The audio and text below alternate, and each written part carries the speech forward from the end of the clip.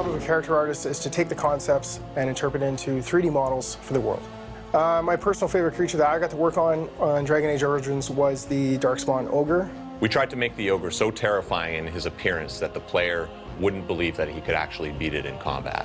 I was really looking forward to it. The concept was very unique, and it was a bit of a challenge to actually bring it into the 3D environment with the different elements. It might seem like a strange thing to say when working on a fantasy game, but realism is a very important part of this process. If you don't believe that they're real, then none of it affects you. It's nothing. I mean, the level of detail on these creatures is amazing. I mean, you can zoom right into any part of them from any angle, and they look absolutely fabulous. So here we have the Pride Demon. It's one of the largest creatures in the game. From this concept, we'll make a 3D concept out of it.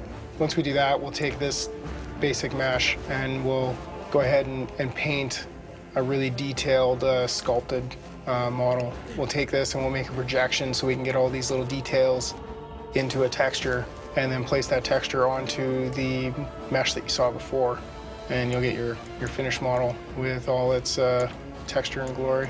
Making a creature scary is more than just making it big.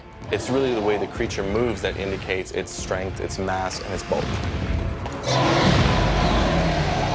Animation is really about performance, and the same way that an actor gets prepared for a role in learning and studying what this character thinks, what this character feels, the animator is, it's his job to bring that to the character in a more digital form. The great thing about working on Dragon Age is that the animators have the ability to start bringing not only humanoid characters to life, but also larger characters, more interesting, dynamic characters like dragons and ogres and the undead.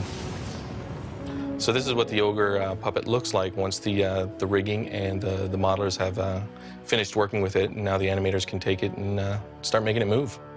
Sometimes we would just act it out, like get up and physically act out how like an ogre would move. As you can see, when the ogre hits the ground, his entire body shakes from the massive impact of his size, and that's a really nice detail. See the ogre finally in the game and working and animating and all its terrifying glory is actually it's quite surreal. When you're working with such a big creative team, everyone is coming to the table with their own style, with their own techniques.